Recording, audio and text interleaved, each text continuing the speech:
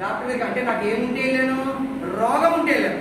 ఏముంటే వెళ్ళాను, రోగం ఉంటే వెళ్ళినప్పుడు ఏం చేస్తాడు డాక్టర్? రోగానికి మందులు ఇస్తాడు. ఏమిస్తాడు? మందులు. ఆ మందులు ఎలా వేసుకోమంటాడు? టైం ప్రకారం వేసుకోమంటాడు. ఒకటి.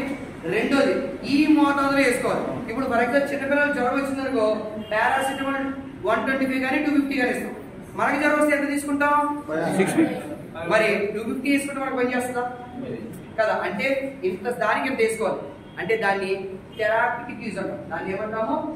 థెరాపిటిక్ యూజ్ అంటే నువ్వు తీసుకునే మందులో ఇంత శాతం ఇది ఉండాలి, ఇంత శాతం ఇది ఉండాలి, ఇంత శాతం ఇది ఉండాలని చెప్పి ప్రతిదీ ఇంత తీసుకోవాలని చెప్తాడు. దాన్ని థెరాపిటిక్ యూజ్ అంటాం. అవునా? అలాగ వాడటం వల్ల మనకి రిజల్ట్స్ వస్తాయి. అలాగ వాడకపోతే రిజల్ట్స్ రావు. కానీ మీరు చెప్పండి, నాకు నీరసంగా ఉంది, నేను ఓఆర్ఎస్ తాగాను, డాక్టర్ ప్రిస్క్రిప్షన్ కావాలా? బాగా నీరసంగా ఉంది, వేడి చేస్తుంది, నాకు కొబ్బరి బొండం తాగాను, నీరసానికి కొబ్బరి బొండం ప్రిస్క్రిప్షన్ కావాలా? ఎందుకు అక్కర్లేదు? ఇది న్యాచురల్. Very good. ఇవన్నీ ఏంటి? న్యాచురల్ గా ఇస్తాం. దానికి డాక్టర్ ప్రిస్క్రిప్షన్ అక్కర్లేదు. అది ఏమైనా సైడ్ ఎఫెక్ట్ ఇస్తుందా? మీరు చెప్పండి. మీరు భోజనాలకు వెళ్ళారు. ఎక్కడికి వెళ్ళారు? భోజనాలకు వెళ్ళారు. బఫీ మీల్స్ ఉన్నాయి. ఇక్కడ చికెన్ పెట్టాడు, మటన్ పెట్టాడు, గుడ్డు ఫ్రై పెట్టాడు, రొయ్యలు ఫ్రై పెట్టాడు, పక్కన వెజ్ బిర్యానీ ఉంది, నాన్ వెజ్ బిర్యానీ ఉంది, సాంబార్ ఉంది, వైట్ రైస్ ఉంది, పెరుగు ఉంది, అప్పడాలు ఉన్నాయి, వడియాలు ఉన్నాయి, మిర్చి ఉంది. ఈ పక్కకు వచ్చినప్పటికి గులాబ్ జామ్ పెట్టాడు, ఐస్ క్రీమ్ పెట్టాడు. ఇది కాకుండా ఇక్కడ ఏం చేశాడంటే ఫ్రూట్ సలాడ్ 2-3 రకాలు పెట్టాడు. మీరు ఇన్ని తినొచ్చా తినలేదా? మీకు ఏది కావాలంటే అది తినొచ్చు. గుడ్డు తింటారు, చేప తింటారు, మాంసం తింటారు, కొద్ది బిర్యానీ తింటారు, వైట్ రైస్ వేసుకుంటారు, దాంట్లో సాంబార్ వేసుకుంటారు, లాస్ట్ ఏం కలుపుకుంటాం? పెరుగు కలుపుకుంటాం. ఇన్ని అయిపోయిన తర్వాత ఎక్కడికి వెళ్తాం? ఐస్ క్రీమ్ దగ్గరికి వెళ్ళి గులాబ్ జాములు తింటాం, పక్కన మళ్ళీ ఫ్రూట్ సలాడ్ ఉంటుంది. ఇన్ని తింటే మీకు సైడ్ ఎఫెక్ట్స్ వచ్చినాయా? వస్తాయా? మహా అయితే తిన్న తరగతి విదేశం ఉంటుంది. అంతే కదా? అంతేనా? ప్రాబ్లం కదా? మరి ఇవన్నీ ఫుడ్లు తిన్నప్పుడు మీకు ఏం అనారోగ్యించినప్పుడు మనం తీసుకునేవన్నీ మందులా సప్లిమెంట్స్?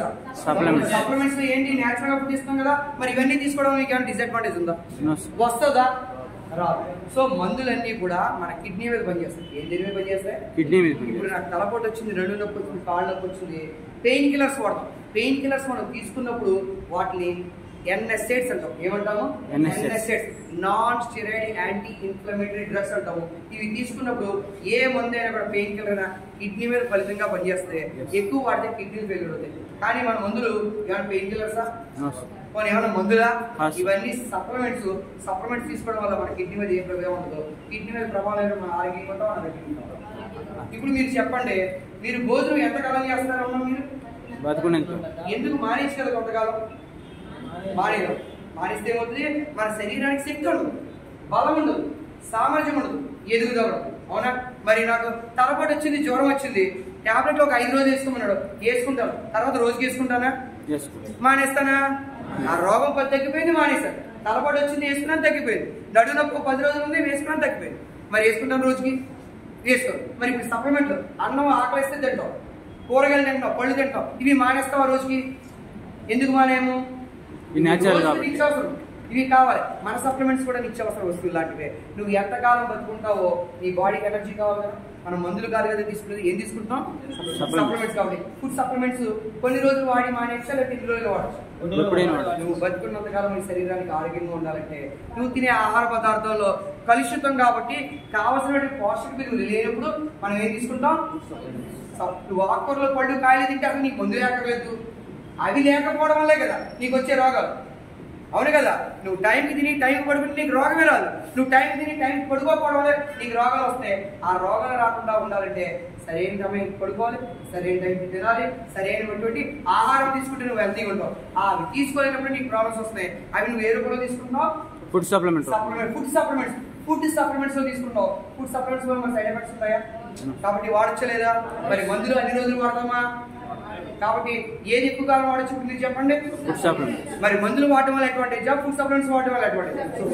కాబట్టి ఫుడ్ సప్లిమెంట్స్ మనం ధైర్యంగా చెప్పొచ్చు, ఎవరికైనా ప్రమోట్ చేయొచ్చు. ఎటువంటి రోగాలు లేవు, ఏమీ చెప్పలేము.